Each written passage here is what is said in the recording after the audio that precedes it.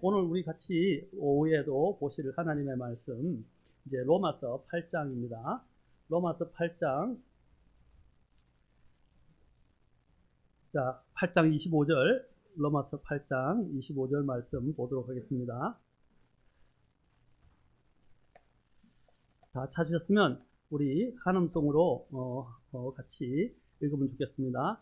8장 25절. 다 일어서시네요, 이제.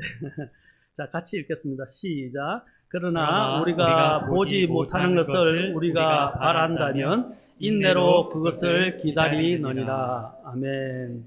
기도하겠습니다. 하나님, 이 시간 주님의 시간입니다. 주님이 중심이 되시고 또 주님이 모든 것들에 좌정하시며 우리를 인도하시고 또 모든 영광이 주님께 가기를 원합니다. 말씀을 전하는 자는, 선포하는 자는 부족하고 또 아무것도 아닙니다. 오직 주님의 말씀에 우리가 집중하고 또 주님께 더 가까이 나아가며 또 주님을 알고 또 주님을 더 바르게 또 인내를 가지고 소망을 가지고 섬길 수 있도록 도와주옵소서. 시간을 온전히 의탁하오며 우리 주 예수님의 귀하신 존함을 받들어 기도합나이다. 아멘. 자, 앉으시겠습니다. 오늘은 제가 오후에 소망으로 인내하라 라는 말씀으로 이제 여러분들에게 말씀을 선포하고자 합니다. 자, 먼저 인내. 오늘날 그리스도인의 문제점 중에 하나는 조급하고 인내심이 부족하다는 것입니다. 하나님께 자신의 문제를 위해 하나님의 뜻대로 해달라고 기도하면서도 뒤돌아서면 실제로 자신의 문제가 빨리 해결되지 않는다고 조급해하거나 불평하는 것을 보게 됩니다. 하나님의 은혜를 받는 것도 마찬가지입니다. 사람들은 하나님께서 자신들에게 뭔가 강건적으로 또 역사하셔서 또 감정적으로 막 역사하셔서 자신이 원하는 순간에 마음이 뜨거워지고 감동을 받아 뭔가를 행하거나 하나님을 섬기기를 원한다는 것입니다. 그러다 보니까 그들은 대규모 찬양 집회나 무슨 유명한 부흥사의 집회나 아주 자극적인 센세이셔널한 그런 교리 집회를 쫓아다니는 것을 보게 됩니다. 여러분, 많은 사람들이 저도 목회를 한순간 경험했는데 이 교회 저 교회 돌아다니는 사람들이 있어요. 아까 우리 목사님과도 얘기했지만 누가 우리의 목회자입니까? 어느 교회가 나의 교회입니까? 하나님께서 우리에게 지역교회를 주셨잖아요. 그리고 지역교회에 목회자를 주셨어요. 그 목회자는 하나님이 주신 거예요. 그리고 내가 그게 필요하니까 그 교회에 소속되게 하신 거잖아요. 그런데 그걸 생각 안 하고 자꾸 다른 데로 돌아다니고 조금 더 흥미롭고 조금 더 낫다고 하면 그냥 그걸로 몰려가는 사람들이 오늘날 너무 많아요. 그것이 오늘날 인터넷의 폐예요. 인터넷. 그래, 아까 우스갯소리로 얘기했지만, 다른 교회에서 제가 얘기했지만, 인터넷 목사 따로 있고, 교회 목사 따로 있고, 지역교회 목사가 따로 있어요. 근데 제일 맛있는 밥은 집밥이에요. 밖에 있는 음식은 먹어봐야 결국에는 식상하고 MSG 맛밖에 안 나요. 그렇죠? 그리고 잠시는 좋아요. 외식을 하니까 기분은 좋겠죠. 근데 맨날 외식해 보십시오. 저도 직장 다닐 때요. 직장 다닐 때 제일 걱정거리 중에 하나가 직장에서 오늘 점심 뭘 먹을까? 맨날 똑같은 데 돌아다니는데 근데 집밥은 질리지가 않아요. 항상 엄마가 해주는 밥은 정성스럽고 먹어도 그렇죠? 주면. 그래서 나중에는 집사람이 이제 도시락을 싸줬어요. 도시락은 걱정 안 해도 돼요. 있는 대로 먹으니까 너무 맛있어요. 그래서 도시락 부대가 생겼어요. 그리고 직장에서. 그래서 같이 도시락을 싸먹으면서 이제 시간을 보내니까 아무 걱정이 없어요. 그리고 탈이 별로 없어요. 탈이 안 나요. 근데 바깥 음식은 어떤 것을 썼느냐에 따라서 탈이 많고 또 가공된 음식들이 많잖아요. 그러다 보니까 또 MSG를 많이 쓰고 하니까 어려움이 많았는데 마찬가지입니다. 오늘 많은 사람들이 하나님이 주시는 것들을 사모하고 그 안에서 즐기기보다는 자꾸 아까 자극적인 거, 또 좀 특별한 거, 좀 더 아까 센세이셔널한 거 이런 것들을 찾아서 막 쫓아다닌다고. 그게 성급함이고 조급함이고 신실하지 못해서 그렇습니다. 그들은 인내하면서 진득하게 한자리에 머물면서 하나님의 은혜를 배우는 법을, 하나님의 은혜를 기다리는 법을 배우지 못한 것입니다. 디모데후서 3장에도 보면 이런 말씀, 이것을 또한 알지니 곧 마지막 날들에 위험한 때들이 이른다는 것이라. 이는 사람들이 자기를 사랑하고 쭉 이렇게 이제 마지막 때 일어나게 될 현상들을 설명하면서 3장 4절에 보면 이 말이 나옵니다. 배신하고 조급하며 이렇게 되어 있어요. 조급해진다는 사람들이. 그래서 오래 견디지 못한다면 인내하지 못하고 조급하고 성급하고 그냥 마음의 즉흥적인 것들을 쫓아다니고 자극적이고 감정적인 것들을 쫓아다닌다는 거예요. 여러분 진리는 이게 감정적이지 않아요. 오늘날 우리나라도 이렇게 여러 가지 문제가 많이 생기는 게 뭐냐면 감성의 문제예요. 윤치호 박사라고 있는데 그분이 뭐라고 말하냐면 한국 사람들의 망하는 이유 중에 하나는 뭐냐면 90%의 감성과 10%의 이성으로 살아가기 때문입니다. 한국 사람들의 특성을 가장 잘 이야기했어요. 일제시대에 있던 가장 유명한 박사님, 천재라고 불려지는 박사님입니다. 그분이 그렇게 이야기했어요. 한국 사람의 특성을 제일 잘 이야기했어요. 너무 하나님을 섬기는 걸 감정적으로 한다는 겁니다. 여러분, 우리는 감정으로 하는 게 아니라 우리가 아까 오전에도 얘기했지만 영과 진리로 하나님을 섬기는 겁니다. 영과 진리예요. 진리는 감정과 대치될 수 있어요. 감정이 올 수도 있고 안 올 수도 있어요. 그러나 우리는 하나님 말씀하시면 예, 그렇죠? 아니오면 아니고 예하면 되는 거예요. 그렇죠? 그렇게 믿음 생활을 단순하게 해야 되는데 제가 요즘 시리즈로 우리 교회에서 단순에 대해서 지금 4번에 걸쳐서 설교를 했는데 단순함으로 주님께 가까이 나가라. 사람들은 단순해야 돼요. 이 단순함에서 떠나는 순간 타락하게 돼요. 그래서 단순함이 뭡니까? 말씀하신 대로 그대로 믿고 순종하면 돼요. 왜 자꾸 자극적인 것을 찾아가냐면 그러니까 문제가 생기고 마지막 때의 현상 중에 하나가 이렇게 사람들이 조급해진다는 것입니다. 그러면서 디모데후서 4장 또 그 뒤에 3장에서 그렇게 이야기했는데 4장에서 뭐라 하면 그들이 건전한 교리를 견디지 못하는 때가 온다라고 되어 있어요. 그래서 기가 가려워서 자기들의 정욕을 쫓아 자기들에게 선생들을 쌓아두고 진리로부터 자기들의 길을 돌이켜 꾸미는 이야기들로 돌았을 것이다 그랬어요. 그러니까 건전한 교리를 못 견디는 거예요. 그리고 아까 얘기했지만 자기를 즐겁게 하고 자기에게 맞고 자기가 흥미로운 주제를 찾아서 그냥 쫓아다닌다는 거예요. 그러니까 여러 목사들이 있어요. 그 사람한테는. 하나님은 한 교회에 한 목사님을 주셨어요. 그렇죠? 네. 담임 목사님. 그렇죠? 또 교회에도 여러 목사님들이 있지만 그 교회를 책임지고 하나님이 주신 그 책임지는 목사 감독으로는 한 목사님을 주셨어요. 그런데 자꾸 다른 데를 쫓아가는 거예요. 여러분들도 다른 데 너무 많이 기웃거리지 마세요. 그렇죠? 단순하고 주님이 주신 이 교회에 신실하세요. 그런데 얼마나 많은 사람들이 이것 때문에 결국에는 이 돌아다니는 사람들은요, 이게 습성이에요. 그 나쁜 습성은, 그렇죠? 악한 사기면 나쁜 습성을 부패시킨다 그랬어요. 자꾸 그런 것들을 쫓아다니는 또 그런 사람들과도 어울리지 마세요. 지혜로운 자와 동행하면 뭐랬어요? 함께 가면 그 사람도 함께 그러면 그 사람도 지혜롭게 되려는 거야. 어리석은 자와 함께 하면 그렇죠? 그 사람도 어리석게 되는 거예요. 내 주위에 지혜로운 사람 가장 좋은 것은 아까 집밥이라고 했지만 같이 교회 안에 한 지체가 된 사람들이 가장 소중한 사람들이에요. 그리고 또 하나는 그 목사님의 말씀을 하나님의 말씀으로 받아들이느냐 아니면 또 그 내 지체를 하나님이 주신 지체로 받아들이느냐 이 교회를 하나님이 주신 내 교회라고 생각하느냐 라는 것을 이렇게 생각을 해야 돼요. 예수님께서 뭐라고 내가 내 교회를 세우리니 라고 했잖아요. 우리도 내 교회에 대한 의식이 주님의 교회지만 내가 속해 있는 교회잖아요. 그렇죠? 그런 교회에 대한 이런 믿음이 필요합니다. 그렇게 해야 교회가 바로 세워질 수 있어요.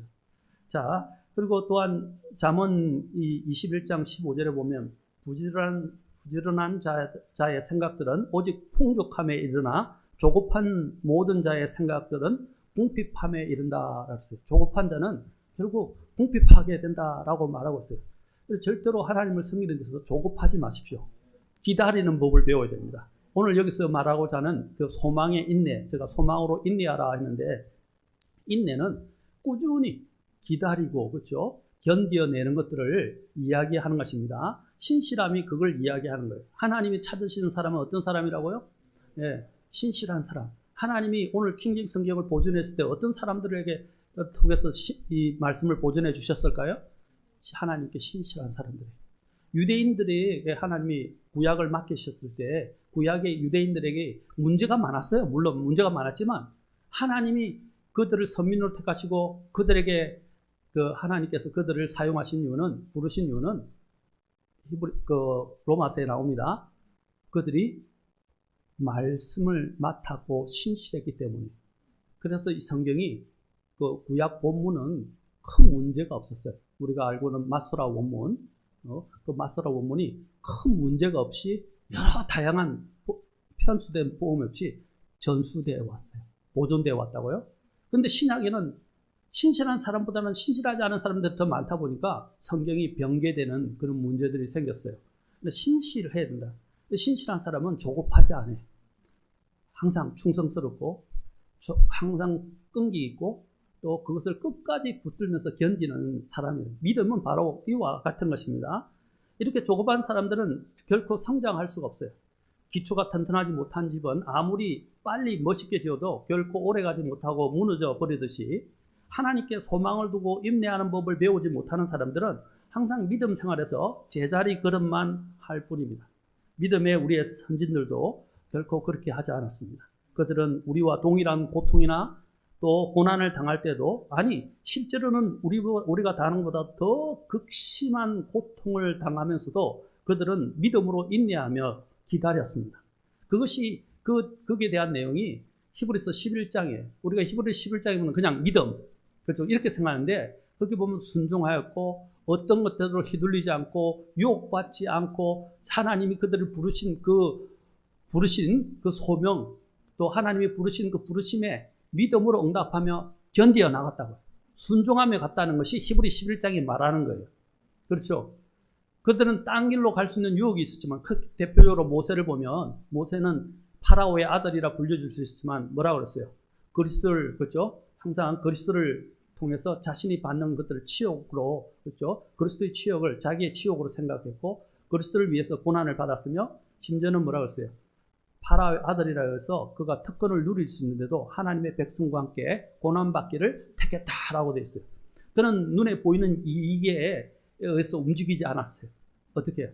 그냥 하나님이 부르신 그 믿음으로 그는 견디고 나아갔다고 그래요.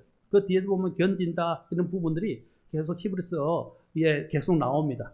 그 11장 영장에 앞서서 어떤 어떤 말씀이 나오느냐면, 나중에 히브리서 10장을 볼 겁니다. 거기 보면 결론이 뭐냐? 그들이 뒤로 물러가지 않고 인내하며 견뎠다라는 거예요.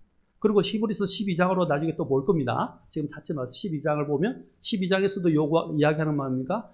믿음의 경주에 대해서 이야기하면서 우리의 믿음의 선배들이 어떻게 했다고요? 그렇게 살아갔던 것처럼 너희들도 견디고 인내로 경주한다라고 말하고 있어요. 항상 히브리서나 야고보서에서 강조하는 게 바로 이 인내로 경주하는 문제를 우리에게 말하고 있다는 것입니다. 자, 그러므로 우리도 이런 믿음으로 인내하는 것이 필요해요. 특히 오늘날 같이 유혹이 더 많고 막 널려있는 게 많잖아요. 우리가 어렸을 때는요, 유혹 받을 게 별로 많이 없었어요. 그냥 밖에서 뛰놀았어요. 근데 요즘 아이들은 뭡니까? 너무 유혹거리가 많아요. 특히 전자 제품, 뭐 인터넷부터 시작해서 스마트폰, 그죠? 또 뭐 패드 이런 거 돼가지고 애들이 완전히 이제는 그 안에 메모리 되었어요. 또 SNS, 소셜 네트워크 같은 이런 SNS라든지 참 아이들 이것만 붙들고 있어요. 영상 뭐부터 시작해서 이 핸드폰이 아이들을 다 망치고 있어요. 다 망치고 있어요. 그리고 우리 아이들이 뭡니까? 너무 유혹들이 많아요. 이 인터넷 세계는 어떻습니까? 엄청난 세계잖아요. 상상할 수 있는 모든 것 이상이 그 인터넷 안에 다 깔려 있고 스마트폰, 유튜브에 다 깔려 있어요. 그러니까 그것이 좋은지 안 좋은지도 모르고 거기에 빠져 있게 되고, 또 이 악한 사람들은 머리도 좋아요. 머리도 좋은 게 뭐냐면 또 쇼츠라는 걸 만들어 가지고, 그렇죠? 쇼츠라는 걸 만들어 가지고 또 사람들 쇼츠를 보고 있으면 계속 넘기면서 연달아서 알고리즘으로 올라오는 것들을 계속 보게 되잖아요. 그러니까 이것만 붙들면 다른 세상이 필요 없는, 그리고 하나님도 필요 없는 그런 세상으로 빠져들게 돼서 우리 아이들이 정말 위험한데 너무 많이 노출되었어요. 우리는 그래도 좀 덜했어요. 그렇죠? 우리 때는 그랬는데 지금은 너무 상상도 할 수 없는 이런 일들이 우리 주변에서 일어나고 있다. 그게 뭐냐? 이런 조급한 세상을 우리에게 잘 말해주고 있습니다. 성경은 우리가 이러한 가운데서 소망으로 인내할 것을 강조하고 있다는 것입니다. 인내하되 소망으로 인내하라는 것입니다. 소망을 가지고 인내하라. 믿음으로 인해서 혹독한 고난과 시련과 극심한 핍박 속에서 예수 그리스도를 믿는 믿음을 포기하고 싶었던 사람이 누구냐면 대표적으로 히브리 그리스도인들이에요. 그 히브리 그리스도인들에게 사도 바울이 바로 히브리서를 쓴 거예요. 그 히브리 그리스도인들이 너무 예수님을 믿는 게 힘드니까 다시 어떻게 하면 그 핍박과 압박 때문에 이전에 있던 유대주의로 다시 돌아가려고 그러게 하고, 그래서 유혹을 너무 많이 받았어요. 그만둘까? 믿는 게 너무 힘들어. 다시 돌아가고 싶어. 그런 유혹을 받았어요. 그러자 사도 바울이 히브리서에 써서 그들에게 소망을 잃지 말고 믿음의 인내로 계속 경주할 것을 강력하게 호소를 하고 있어요. 그래서 아까 믿음의 용장인 히브리서 11장에 나온다 그랬죠? 바로 그 앞에 10장에서 뭐라고 이야기하는지 한번 보겠습니다. 히브리서 10장 32절부터 보십시오. 10장 32절부터 이제 읽으면, 자, 보겠습니다. 제가 읽겠습니다. 조금 다를 수 있지만 여러분, 이제 히브리서 10장 32절. 그러나 너희가 조명을 받은 후에 너희가 고난의 큰 싸움을 견뎌냈던 이전의 날들을 회상해보라. 지금까지 믿음으로 여러 가지 어려운 가운데서 여러분이 견뎌왔었잖아요. 10장 33절. 한편으로는 너희가 비방과 고난으로 말미암아 구경거리가 되었고, 또 한편으로는 그렇게 취급받은 자들과 동반자가 되었느니라. 자, 너무 어려운 거예요. 너무 핍박도 심하고 앞에 예수님을 믿는 믿음 때문에 이제 여러 가지 방해와 반대가 있게 되니까 이들이 이제 그런 취급을 받는 것들을 더 이상 못 견디게 될 정도로 힘들었던 거예요. 그런데 10장 34절에 그랬어요. 이는 너희에게는 하늘에 더 좋고 영구한 실체가 있음을 너희 자신이 알므로 너희가 결박 가운데 있는 나를 불쌍히 여기고 또 너희의 재산이 노력당하는 것을 기쁘게 받아들였기 때문이라. 자, 뭘 바라보라고 합니까? 하늘에 뭐라고 그랬어요? 더 좋고 영구한 실체가 있다라는 겁니다. 이제 그걸 바라보고 그런 유혹에 빠져서 다시 옛날로 돌아가지 말라라는 겁니다. 그리고 또 너희들이 믿고 난 다음에 지금까지 그것 때문에 얼마나 많이 견디고 싸우며 힘든 싸움을 하면서 지금까지 이 자리에 왔냐 이 말입니다. 그게 아까 32절에 있는 거예요. 너희가 보세요. 조명을 받은 후에 너희가 고난의 큰 싸움을 견뎌냈던 이전의 날들을 회상해보라. 그렇잖아요. 우리가 조금만 더 하면 이제 하나님이 주시는 영광을 누릴 수 있는데 그걸 못 참아가지고 뒤로 물러가면 어떡해요? 지금까지 했던 고생은 뭡니까? 헛수고가 된다 이 말입니다. 헛수고가.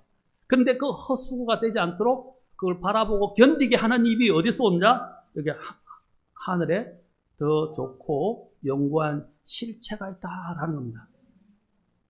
그걸 바라보게 된다면 여러분들은 유혹받거나 흔들리지 않고 어떻게 해요?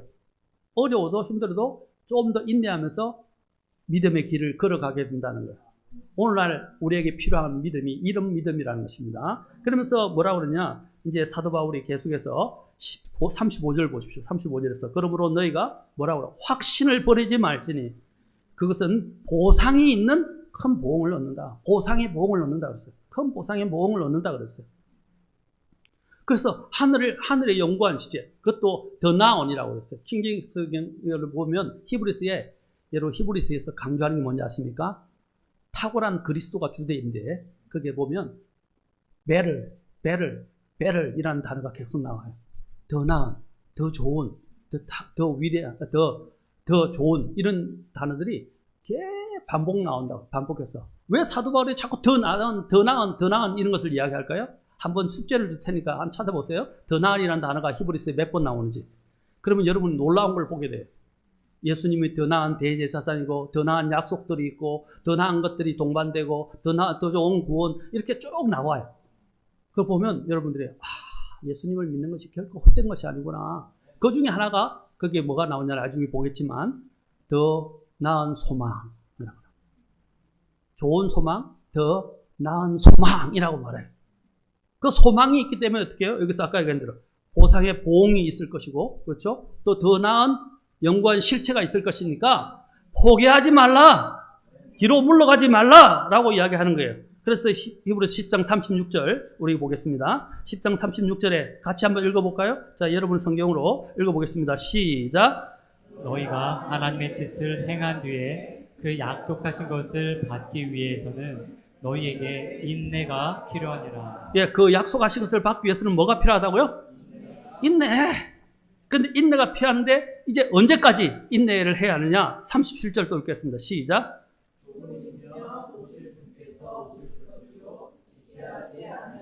예, 조금 있으면 오실 분이 오실 것이고 지체하지 아니할 것이니까 그 약속을 받기 위해서 어떻게 해요? 조금만 더 인내하라 말입니다. 그러면 더 나은 영광 실체가 있을 것이고 보상의 큰 보응이 있을 것이다.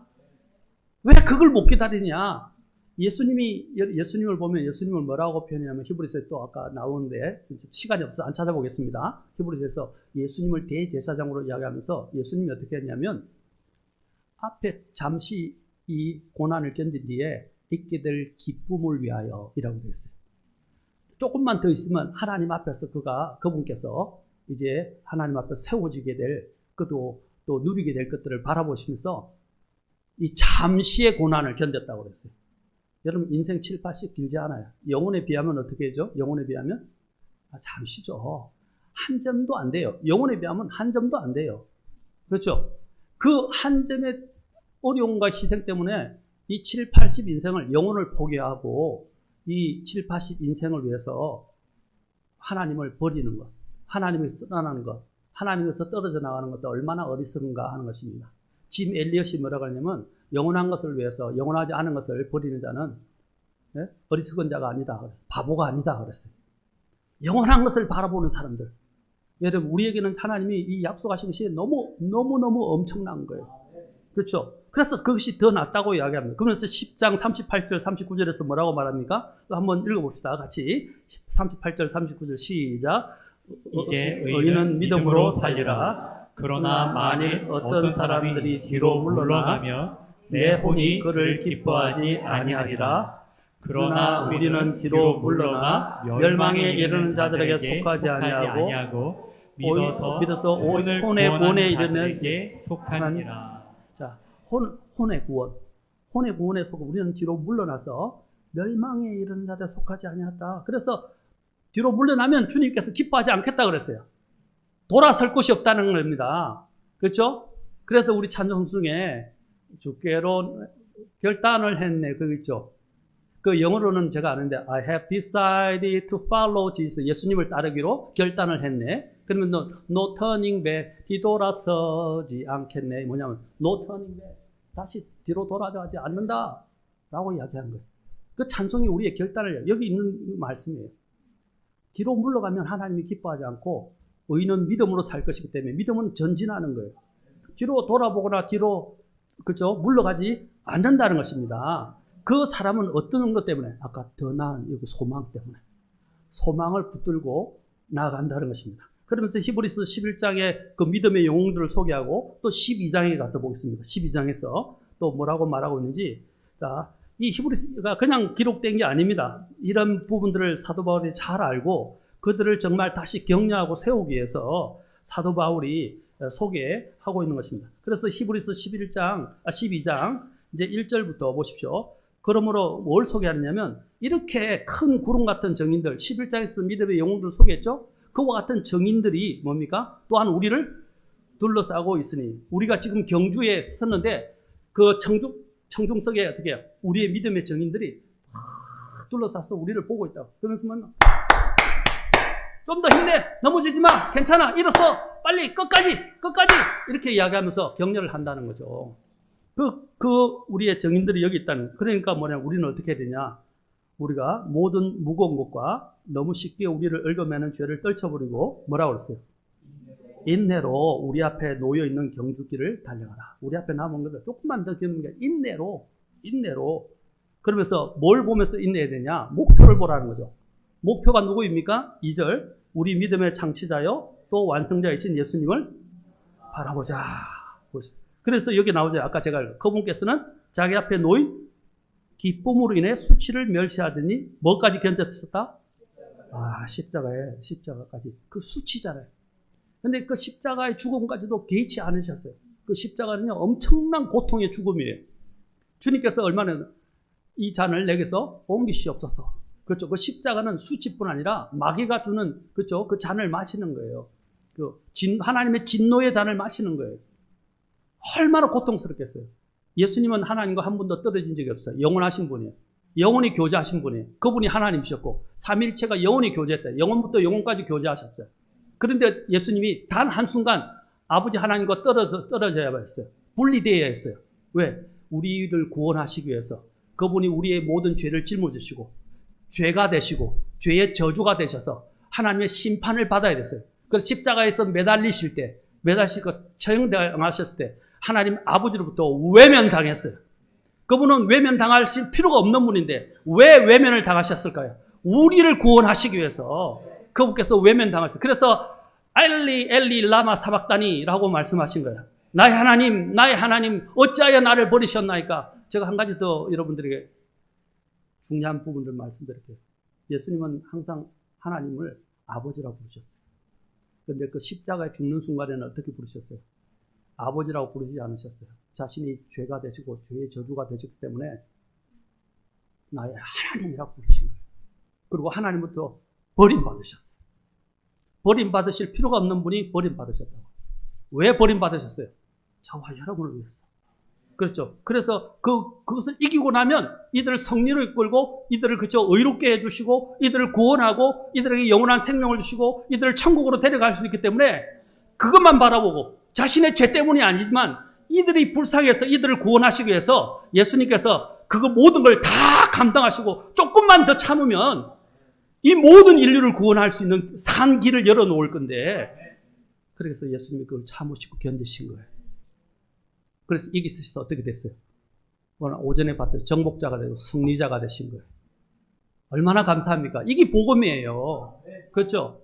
여기 여러분 죄송합니다. 구원파에 계신 분들은 이제 오신 분들이 계신데 제가 노골적으로 구원파를 죄송합니다. 구원파에서 오신 분들도 계실 수도 있고 또 뭐 들으실 분도 계시지만 구원파는 안수 복음이라는 걸 전합니다. 예수님이 침례자 요한에서 침례를 받을 때부터 죄인이 되셨다고 해요. 아닙니다. 예수님이 분리되시고 죄가 되시고 죄의 저주가 되시고 십자가에 돌아가실 때 그걸 위해서 예수님은 그것까지 다 참으셨어요. 그래서 어떻게 해요? 이제 결국 하나님의 왕자 오른편에 앉으셨어요. 왕자 오른편은 뭡니까? 모든 것을 다 통치하시고 모든 것을 다 다스리는 이제 왕이시자 통치자이시자 심판자가 됐다는 걸 말하는 겁니다. 그렇죠? 그래서 죽으셨다고 부활하시고 성천하시고 하나님의 왕자 오른편에 앉았어. 이제 심판 때까지 대제사장으로 계시다가 이제는 이 세상을 심판하는 왕으로 오실 거라, 다스리는 왕으로 오실 거라는 거예요. 그것이 어떻게 이루어졌어요? 인내로 자신 앞에 있는 그 고통을 그 다음에 수치를 어떻게 해요? 견디셨다. 그렇죠? 그걸 잠시라고 해요. 잠시 있는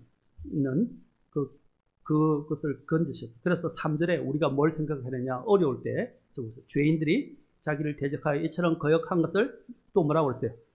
견디어내셨다 그러죠. 이 인내예요. 또 견디어내신 분을 깊이 생각하라. 여러분들이 그 이유가 뭡니까? 그 뒤에 나옵니다. 뭐라고 그랬어요?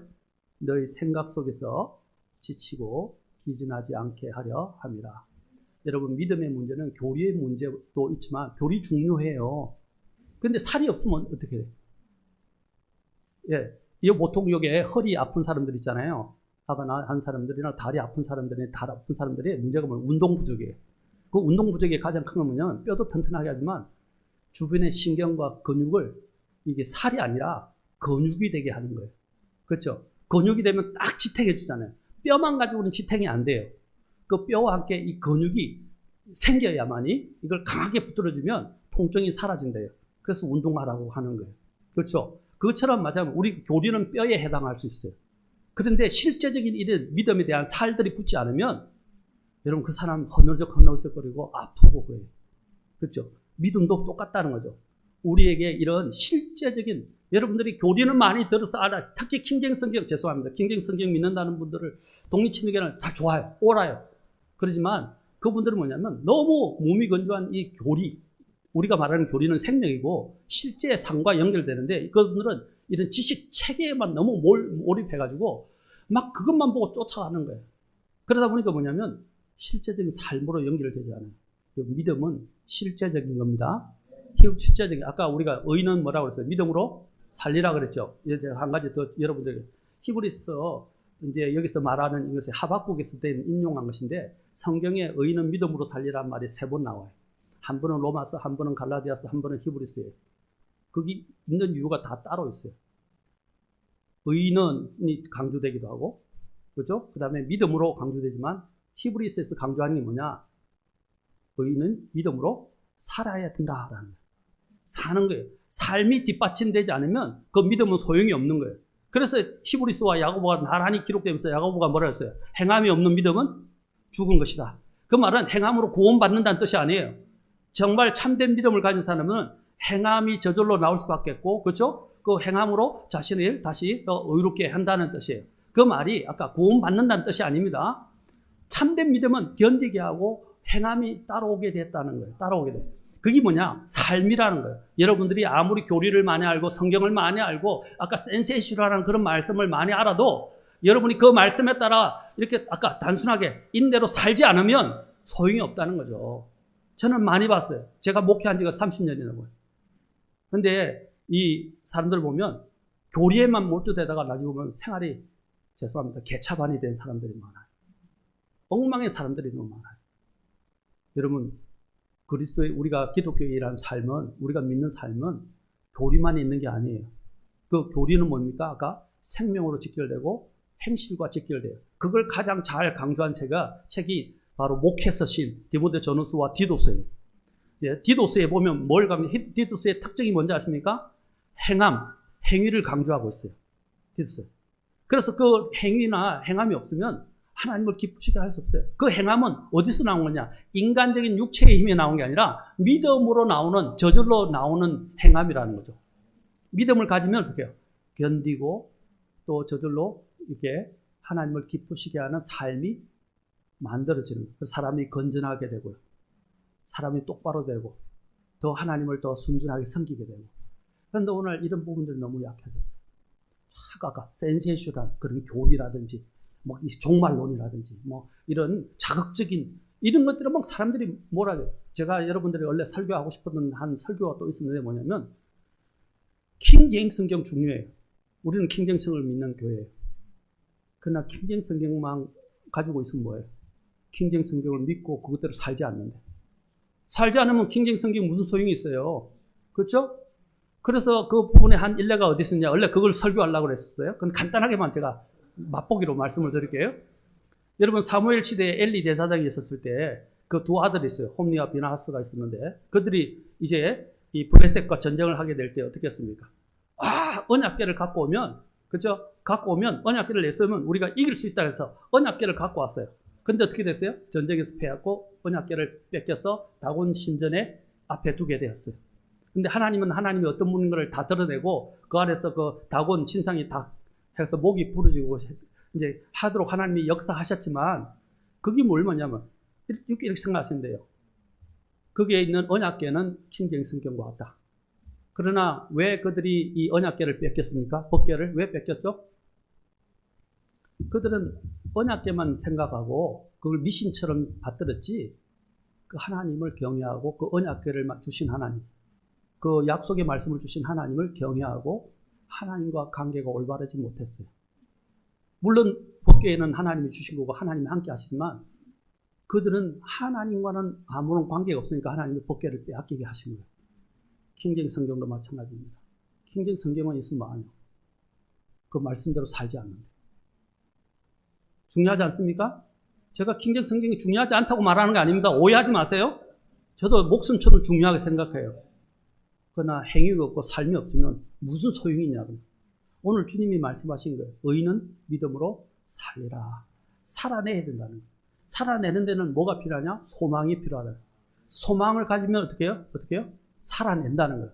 다시 말해서 어려움을 견디고 인내하면서 마지막 목표이신 예수님께서 오실 때까지 조금 있으면 지체하냐고 오시리라 그랬잖아요.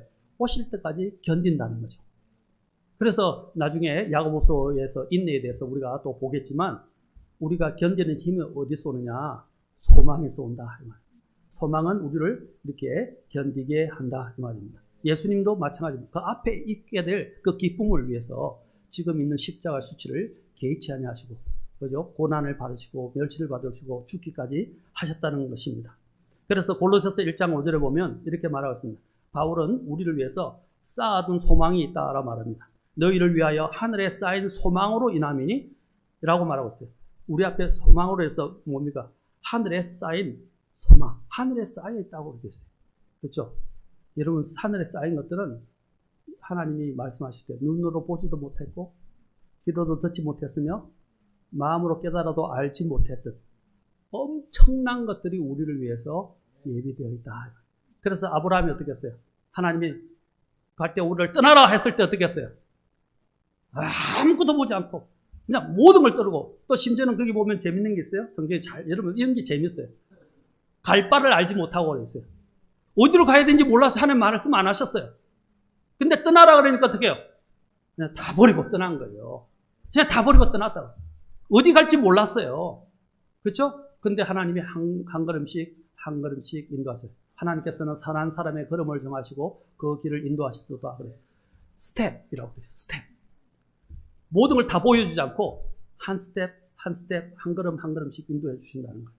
그러면 어떻게 우리가 해야 돼? 한 걸음을 내디려면 모든 걸 다 보고 가는 건 아니에요. 궁극적으로는 우리가 가야 될 곳은 있어요. 그러나 지금 어디로 갈지 몰라요. 믿음으로 한 걸음씩 한 걸음씩 내딛는 거예요. 홍해를 통과할 때도 어떻게 해요? 먼저 스텝이 나와요. 걸음을 딱 첫 발을 내디딜 때 이렇게 나와요. 첫 발을 내디디면서 어떻게 해요? 그 기적이 사실 실제가 되는 거예요. 기적을 했지만 믿음으로 걸어 나가지 않았다면 무슨 소용이 있어요? 바로 이와 같이 믿음은 실제적인 것이다. 그것은 우리가 이 믿음이 견딜 수 있는 힘은 우리에게 주신 하나님 주신 소망으로 인해서다. 그 소망을 가지게 되면 우리는 인내로 어떤 어려움도 물러나지 않고 견딜 수 있다는 것입니다. 그리고 하늘에는 이런 하늘에 쌓인 소망이 있다고, 소망이 하늘에 쌓여 있다고 말씀을 하십니다. 이 소망은 예수 그리스도를 사도 바울이 만난 후에 눈에는 보이지 않지만 그는 하늘 왕국에, 하나님의 왕국에 가서 주님부터 받을 상급에 대한 소망이었다는, 하늘 왕국에서 받게 될 상급에 대한 소망이 있었다는 것입니다. 그래서 디모데후서 4장 8절에 보면 나를 위하여 이후로는 의의 관이 예비되어 있다라고 했어요. 의의 관. 이걸 바라보는 거예요. 5가지 왕관이 있죠? 그 왕관을 바라보면서 그가 걸어간 거예요. 그런데 그 왕관은, 이 의의 관은 모든 사람이 받을 수 있다고 그랬어요. 어떤 사람이냐? 주님의 나타나심을 내게만 아니라 주님의 나타나심을 사랑하는 모든 자들에게 주시겠다고 그랬어요. 여러분 주님의 재림을 사랑하십니까? 네, 주님이 오시면 이제 여러분 눈물도 다 씻어주시고요. 고통, 어둠, 슬픔, 그리고 모든 것들이 다 사라지게 돼요. 그렇죠? 근데 그때가 올 거라고 분명히 성경은 확실하게 약속을 하고 있어요. 그러면 지금 어려움 때문에 여러분 주저하거나 낙심하거나 또 포기하려고 하지 말라는 것입니다. 근데 제가 미국에 있었을 때 제일 많이 들었던 설교 중에 하나가, 목사님들이 너무 사역하는 게 힘드니까, 특히 목사님들 세미나 할 때 제일 많이 들었던 설교 뭔지 아세요? Don't give up! 포기하지 마라. 중단하지 마라. 그래서 멈추지 말라고, 포기하지 말라는 거예요. 목회자한테도 사실 힘든 게 너무 많거든요. 성도들은 말 안 듣죠. 농담입니다. 자, 그래서 포기하지 말라. 중단하지 말라라는 거예요. 여러분도 마찬가지예요. 오늘 하나님이 여러분들에게 말하는 게 뭡니까? 특히 킹제임스 성경을 믿으면 이단이라는 소리도 많이 듣고요. 이상한 교회라는 소리 많이 듣고요. 30년 저는 수도 없이 들었어요. 그렇죠? 근데 아무것도 모르는 사람들이 그 소리 하는 거예요. 미국에서 제일 많은 데가 침례교회이고, 미국에서 제일 많이 사용하는 성경이 킹제임스 성경이에요. 그렇죠? 근데 그것도 모르는 사람들이 그냥 와서 막, 특히 장로기들이 뭐 이단 시비를 하고 장로고 막 하는데, 내가 볼 때는 장로기가 이단 같아. 이런 말 나가면 어떻게 될지 모르겠지만. 자, 사도 바울이 자신에게 앞으로 주어질 관을 바라보면서 나아갔어요. 근데 그 관은 누구에게 주어진다? 주님의 나타나신 재림을 사랑하는 모든 자에게 이 관을 주시겠다고 말했습니다. 자, 그러므로 우리는 어떻게 해야 되냐? 또 디도서 가서 한번 보겠습니다. 디도서 3장에 보면 또 우리에게 이 소망과 관련해서 말씀하십니다. 자, 이 소망을 이제 이야기하면서 디도서 3장 7절을 가서 보겠습니다. 자, 7절부터 보면 이렇게 말합니다. 이것은 우리가 그분의 은혜에 의해 의롭다고 인정받아 영원한 생명의 소망에 따라 상속자가 되게 하려 하심이라. 자, 뭐에 따라? 영원한 생명의 소망에 따라 상속자가 되게 한다. 자, 이 소망에 따라 우리에게 주어질 게 뭐냐면 우리가 상속자가 되는 거예요. 우리는 지금 상속자지만 이제 실제로 상속을 받게 되는 날은 하늘에 가면 상속을 받게 된다는 거죠. 자, 우리도 그렇잖아요. 어린아이 때는 상속이 보류되죠. 그는 어른이 일정한 나이가 미성년이 지나면 어떻게 해요? 그 상속이 이제 상속을 하는 이런 사람들 관리하는 사람이 그 관리하다가 이제 상속인이 되면 어떻게 해요? 상속을 다 물려주잖아요. 이렇게 생각하시면 돼요. 우리가 상속인이지만 나중에 이제 주님 앞에 가게 되면 이제 그 상속이 우리에게 실제로 주어질 것이다 라고 말합니다. 그러면서 8절에 이것은 신실한 말이로다. 내가 확고하게 이것들을 단언하기를 내가 원하노니 이것은 하나님을 믿은 자들이 조심하여 뭐라고 그래요? 선한 행위들을, 여기 선한 행위와 관련해서 나오죠? 선한 행위들을 지속하라. 포기하지 말고 이것들은 선하며 사람들에게 유익하니라. 그러면서 쓸데없는 이런 논쟁들을 피하라 라고 말하고 있습니다. 자, 우리가 걸어가야 할 게 뭔지에 대해서 말하고 있습니다. 또 히브리서 3장 6절에서 이 소망의 확신에 대해서 확신과 기쁨을 끝까지 굳게 붙들면 우리가 그분의 집이라 그랬어요. 소망의 확신과 기쁨을 어떻게 하라고요? 끝까지 굳게 붙들라라고 그랬어요. 히브리서 6장에서는 소망의 충만한 확신에 이르기를 원한다라고 했어요. 끝까지 소망의 충만한 확신에 이르기를. 이게 소망이 충만해야 한다고 말하고 있죠. 이 소망을 가져야 여러분이 이제 이 모든 이 힘든 세상을 이길 수 있어요. 여러분이 조금만, 저도 사실 경영학을 전공했습니다. 경영할 때 CPA라고 공인회계사를 공부했었어요. 근데 이제 제 친구들은 공인회사 된 친구들이 많은데, 이제 저는 이제 공인회계사 하다가 주님께 회심하면서 그냥 이 길로 돌아서게 됐어요. 그래서 공부가 재미없어졌어요. 그다음부터는. 그런데 제 친구들이 하는데, 그 친구들은요, 아침부터 새벽부터 저녁까지 밤 12시 도서관을 닫을 때까지 앉아서 공부를 해요. 친구들이 나가서 술 먹자, 당구 치자, 뭐 하자 해도 안 가요. 심지어는 오늘 미팅이 있으니까 미팅 안 나갈래? 안 간대요. 그들이 왜 그걸 견디고 그 유혹들을 뿌리쳤어요? CPA 합격하면 된다는 거예요. 그때 되면 더 좋은 것이 오고 좋은 배우자 만나게 되고, 그렇죠? 또 좋은 직장 얻게 되고 돈도 많이 벌게 되고 더 좋은 것이 올 것이니까 지금 참는다는 거죠. 아, 미팅 안 나가도 돼. 아, 지금 술 한잔 안 먹어도 돼. 당구 한 번 안 쳐도 돼. 그렇게 안 가는 거예요. 하루 종일 앉아서 수업 들어간 거 외에는 앉아서 공부를 하더라고. 근데 그렇게 하니까 성공하더라고. 우리 아이가 제일 그때 학교가 유명한 법대하고 상대였는데 그 상대에서 다 그 사람들이 앉아서. 근데 유혹에 넘어간 사람들은 다 거의 낙방이에요. 정말이에요. 근데 그렇게 앉아서 견디면서 유혹을 견딘 사람들은 대부분 많이 합격을 했어요. 그것이 우리에게 지금 가르쳐주는 시사하는 바가 크다는 것입니다. 여러분들이 하나님 앞에서 이제 상을 받으려면 어떻게 됐어요? 지금의 모든 이 현재 유혹들을 또 여러 가지 어려움과 반대들을 여러분은 견뎌내셔야 됩니다. 때가 되면 어떻게 하나님이 보상해 주실 거예요. 그러면 모든 위로가 다 해결돼요. 아까 그렇게 딱 합격하라면 뭐예요? 그냥 일사천리로 삶이 풀리잖아요. 그렇죠? 좋은 배우자 만나, 뭐 만나. 검사가 되면, 여러분, 이 변호사나 검사가 되면 막 선이 막 들어온대요. 좋은 데서. 실제로 그렇대요. 부잣집에서 막 들어온대요. 우리도 마찬가지. 우리가 견디고 주님 앞에 서면 주님이 다 눈물을 씻어주시고, 우리가 한 수고를 다 아시고, 주님이 어떻게 하시겠어요? 다 갚아주십니다. 그보다 더 넘치게 갚아주실 것이라는 것입니다. 그러니까 우리는 어떻게 해야 돼요? 견디라. 견디라.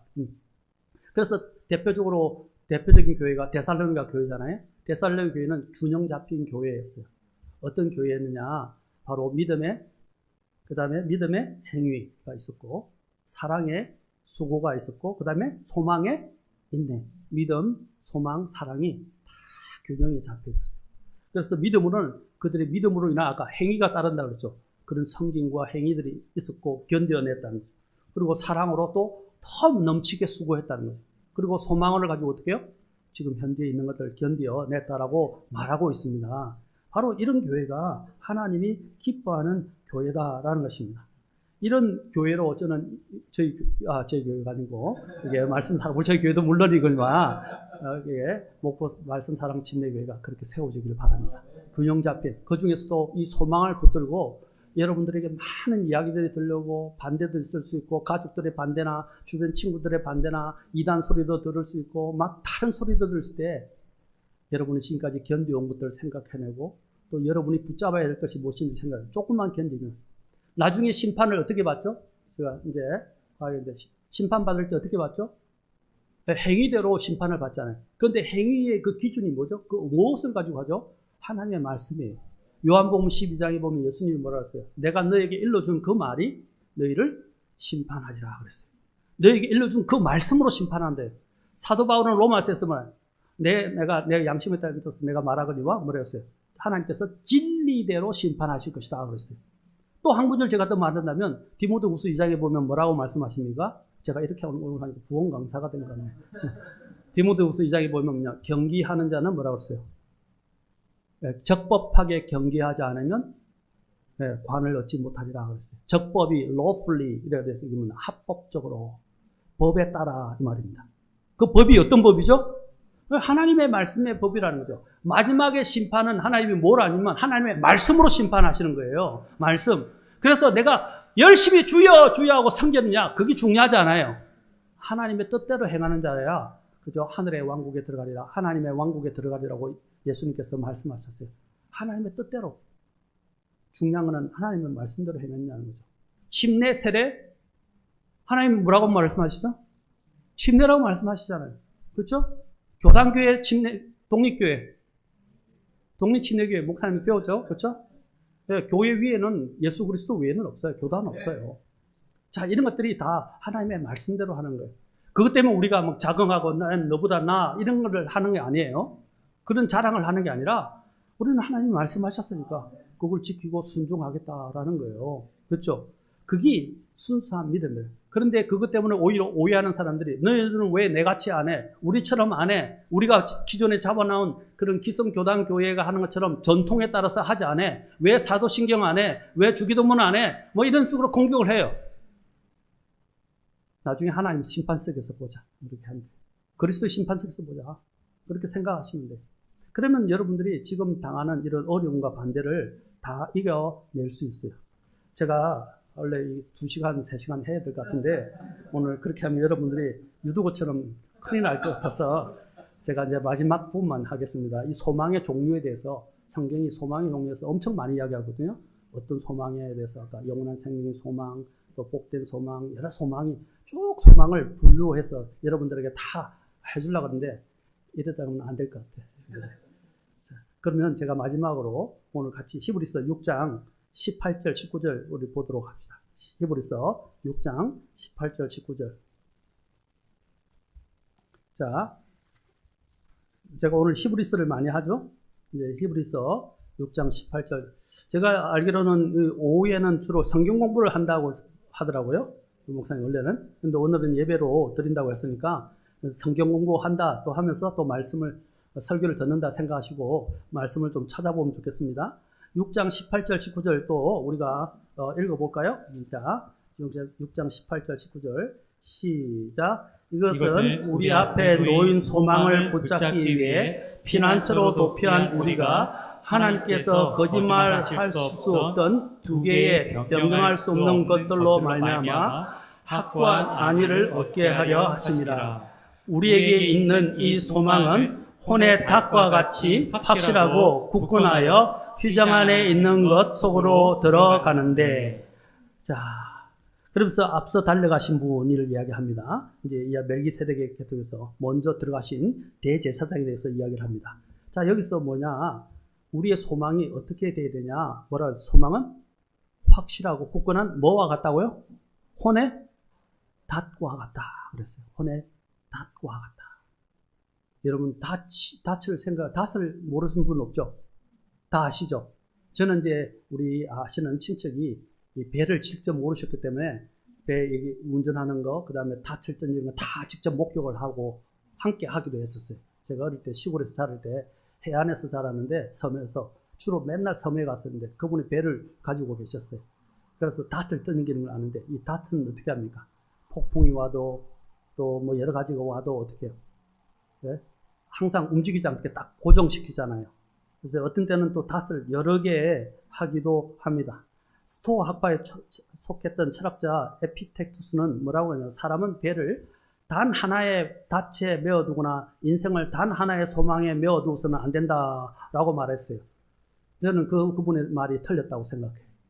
그는 이 세상에서 안정성을 보장받을 수 없었기 때문에 여러 가지 이 닻을 내려놓으려고 했었던 거예요.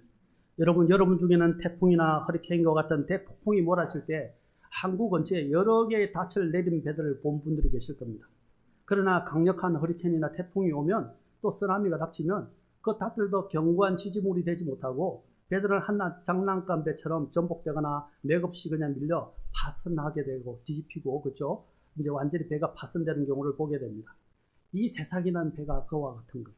이 세상의 배는 경관과 확실성을 보장하지 못하는 전혀 소망이 없는 닻이에요. 그렇게 소망을 두는 사람은 어리석은 사람이죠. 그런데 오늘 주님께서 우리가 가진 소망은 뭐라고요? 확실하고 굳건하고, 그렇죠? 견고하고, 그렇죠? 견고하다. 그 말은 뭐냐? 절대로 흔들리지 않는다는 거죠. 그래서 우리가 이 세상의 군사력이나 힘이나 안전을 이 세상에서는 군사력이나 힘이나 그 안정을 보장해주지 못한다. 그래서 이 세상에서 찾지 말라는 거죠. 이 세상은 언제나 무너지게 되어 있다는 거죠. 하나님께서 이 세상을 심판하시면 모든 게 다 불타지게 되고 모든 것이 무너지게 되어 있어요. 근데 왜 자꾸 이 세상에다 도움을 구하려고 그러고 이 세상을 찾아하려고 그랬어요? 이스라엘 백성들에게 하나님이 오실 때 신명기부터 강조하신 게 뭐예요? 너희들이 이집트로 돌아가지 말라고 그랬잖아요. 그 성경도 이집트에서 알렉산드리아에서 만들어진 게 우리가 사용하지 않는 성경들이죠. 안디옥에서 만들어진 거. 그렇죠. 거기서 만들어진 게 하나님 보존하신 킹제임스 성경의 원류예요. 그렇죠. 그래서 하나님께서 이 세상을 뜻하는 것이 이집트예요. 그래서 하나님께서 이스라엘 백성들에게 광야에 있을 때 모세를 통해서나 솔로몬에게 있어서 말하면 말이나 병거를 구하기 위해서 어떻게 하고 있어요? 이집트로 돌아가지 말라 하셨어요. 다시 말해서 우리의 도움과 안전을 위해서 들어가지 말라. 열왕기 중에서 역대 왕들 중에서 역대 왕들의 문제가 뭐였어요? 때로는 이집트에게 도움을 구하려고 그러고 때로는 안 되니까 시리아에게 도움을 구하려고 그랬어요. 그러다가 어떻게 하나님께서 심판하신 것을 보게 됩니다. 우리는 절대로 다시 세상으로 돌아가면 안 돼요. 우리의 안전은 어디에 있습니까? 우리 주님께 있다는 겁니다. 그래서 시편 20편 7절에 보면 어떤 자들은 병거를 신뢰하고 어떤 자들은 말을 신뢰하나 우리는 오늘 오전에 했던 말씀처럼 주 우리 하나님의 이름을 기억하리로다. 아멘. 그 이름이 뭐라고요? 예수님. 그렇죠. 그 다음에 우리가 갖고 있는 재물이나 부가 안전을 또 보장해 주지 못합니다. 이 세상의 군사력과 힘뿐 아니라 재물이나 부가 안전을 보장해 주지 못한다는 것입니다. 시편 49편 6절에 보면 자기 재물을 신뢰하고 자기 재산이 많은 것을 스스로 자랑하는 자들, 49장 7절에 뭐라면 그들 중 아무도 자기 형제를 어떤 방법으로도 구속하지 못하며 그를 위해 하나님께 대속물을 바치지도 못하니 그것은 아무런 하나님을 위한 효력이 없다는 거예요. 하나님과 연결시키지 못하는 어떤 죄에 대한 문제도 해결을 받지 못한다고 지금 여기서 이야기하는 거예요. 그래서 재물을 쫓지 말라는 거예요. 그래서 디모데서에도 뭐라 했습니까? 부를 추구하는 자들이 뭡니까? 나중에는 유혹에 넘어가고 시험과 올무에 걸리게 되고 그리고 파멸에 이르게 되었다고 말하지 않습니까? 부가 나쁘다고 말하는 게 아니에요. 부를 사랑하지 말라는 거예요. 사랑하면 만몬에 의해서 잡힌다는 거죠. 그렇죠? 그런 재물을 또 추구하지 말라. 또 땅에 있는 어떤 피난처도 안전을 보장해 주지 못한다는 거죠. 땅에 있는 피난처 중에 여러분 요즘 신문에 자주 나옵니다. 저는 신문에 자주 오는데 어떤 게 있냐면 요즘 엘리트 집단이라는 사람들이 있어요. 세계에 가장 거부들이고 권력과 모든 걸 갖고 있는 위에 있는 이런 그룹이라고 상위 그룹들이라 할 수 있어요. 우리는 근접도 못하는 사람들, 빌 게이츠 같은 사람들, 또 마크 주커버거 같은 사람들, 이런 사람들을 대표적인데 이런 사람들이 어떻게 하냐? 경관 하와이나 어떤 저 내륙 지방에 그 바위 밑에다가 지하 벙커를 만들어요. 그래서 벙커를 만들어서 거기는 핵 전쟁이 일어나도 그 다음에 또 지진이 일어나도 흔들리지 않는 그곳을 찾아가지고 거기다 벙커를 만들었어요. 실제로 요즘 등장하고 있어요. 그래서 거기다 초호화 모든 시스템, 먹고 살 수 있는 모든 시스템을 다 갖춰놔. 전력 시스템까지. 또 식물을 재배하고 또 동물을 키울 수 있는 모든 시스템을 다 만들어놨어요. 그래서 뭐 핵전쟁이 일어나면 다 들어가려고 하는 거예요. 근데 이 계시록에 해놨어요. 그들이 바위 뒤에 숨어가지고 바위 밑에 숨어서 뭐냐면 어린 양의 진노로부터 우리를 가리라 이렇게 나와요. 그 엘리트들이 실제로 일어날 일들을 성경이 예언한 거예요. 그런데 그들이 어떻게 하냐? 그렇게 자신들이 피난처를 만들어서 자신의 안전을 보장받으려고 한다는 거예요. 그건 하나님께서 어떻게 하는 거예요? 하늘의 별들을 흔들고 땅을 흔드시고, 그렇죠? 땅이 갈라지고 온 바다가 피가 되고 또 강이 피가 되고 엄청난 이 재앙이 이 땅에 임하는데 누가 피할 수 있어요? 못 피해요. 하나님의 눈에서 피할 수 있고 하나님의 심판에서 피할 수 있는 사람은 없어요. 그런데 피할 수 있는 단 한 가지 길을 하나님이 마련해 놓으신데 그게 누구예요? 예수 그리스도예요. 그래서 예수 그리스도 외에는 어떤 피난처도 없어요. 그래서 예수님에 대해서 예수님을 뭐라고 그럽니까? 그 예수님을 우리의 구원의 안전이라고 말합니다. 뿐만 아니라 그 예수님이 오시는 걸 뭐라고 그랬어요? 복된 소망이라고 하는 거예요. 근데 제가 이제 교회를 세울 때 복된 소망 침례교회라고 세웠었어요. 복된 소망. 그래서 예수님을 복된 소망이라고 말하는 거예요. 그렇죠? 그분이 오시게 되면 우리는 안전하니까.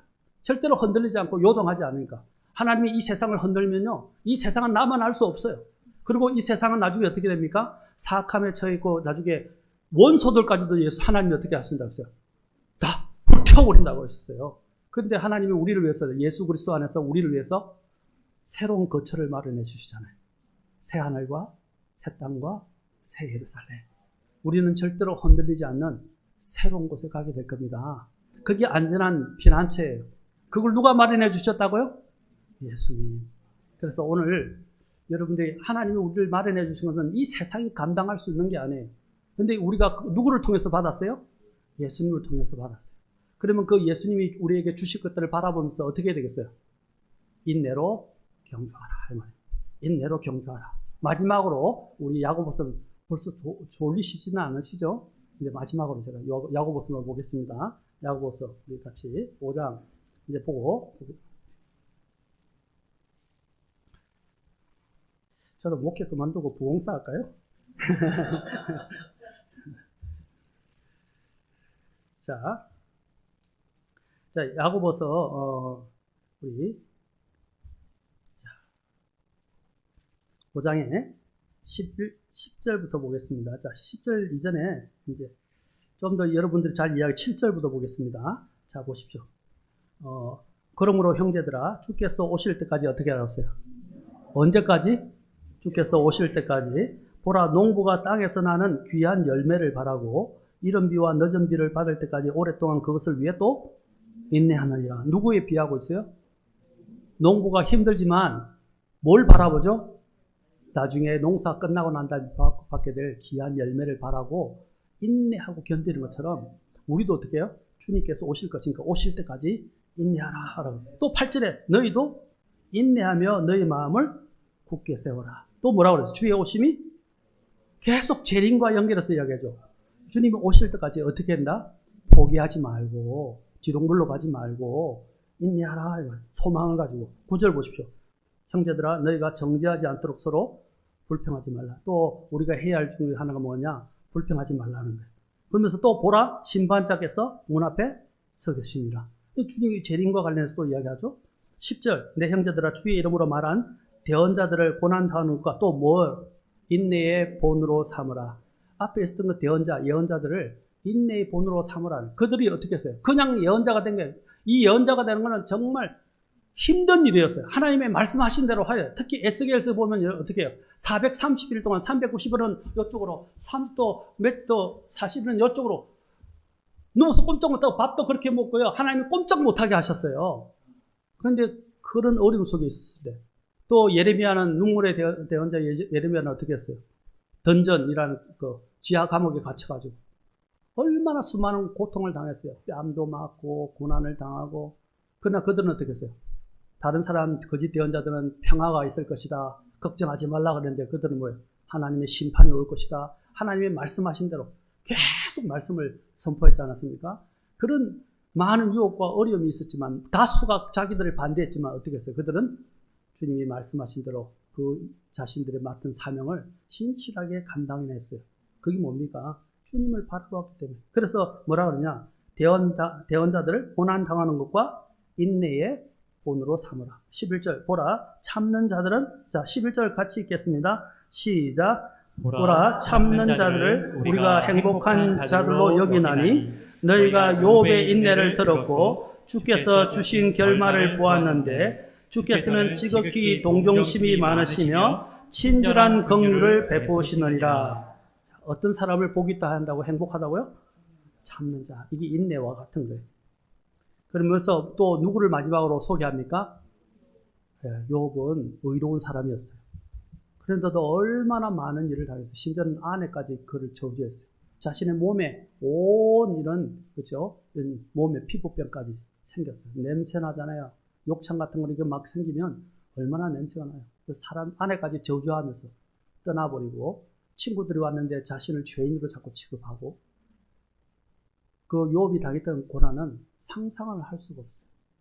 아마 예수님 다음에 고난을 많이 대표적으로 당했던 자가 욥이 아니었나 생각 들 정도로 엄청난 고통을 겪었어요. 그런데 뭐라고 그러십니까?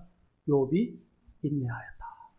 그 다음에 욥이 인내하고 난 다음에 하나님이 나타나셔서 어떻게 그거를 보상해 주셨어요. 자식을 되돌려 주셨고 어떤 분은 보활이라 그러고 또 새로 낳았다 그러는데 그런 건 문제가 아니라 하여튼 자식을 되돌려 받았고 자신이 잃어버렸던 재산은 어떻게 해요? 2배로 하나님께서 그에게 갚아주셨어요. 무엇으로 그가 견뎠다고요? 인내로. 그래서 하나님 앞에서 좋은 결말을 갖게 됐다. 우리도 지금은 이 땅에서는 좋은 것을 보지 못하지만 죽고 난 다음이나 아니면 주님 앞에 섰을 때 주님이 재림하시게 되면 아까도 말한 우리의 모든 수고 그를 아시고 우리의 눈물을 씻어주시고 우리를 품어주시고 우리에게 수고했다 하고 하시고 보상해 주실 것입니다. 여러분 이 세상 살아가는 삶이 녹록하지 않아요. 참 힘들어요. 실제 믿음 생활하는 것은 쉽지가 않아요. 너무 힘들어요. 그리고 반대도 있어요. 또 안 믿는 친척들이나 식구들이나 가족이 있을 때 더 힘들죠. 이해를 못하니까. 그럴 때도 어떻게 해야 돼요?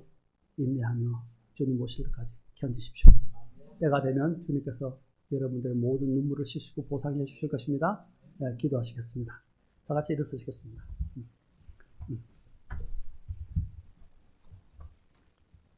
여러분 믿음의 생활을 하는 것이 쉽지 않죠. 오늘 주님께서 우리에게 말씀하신 것처럼 내가 어떻게 이 믿음의 경주를 끝내야 되겠습니까?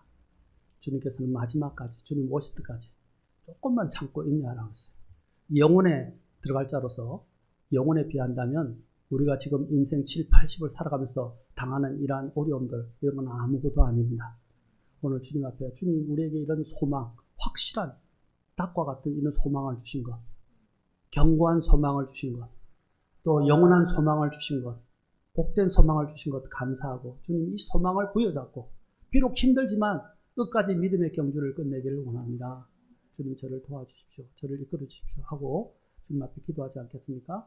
기도하시기를 원하신 분 오늘 주님 앞에 나와서 결단하시고 또 하고 주님께 기도하시기 바랍니다. 기도하시겠습니다.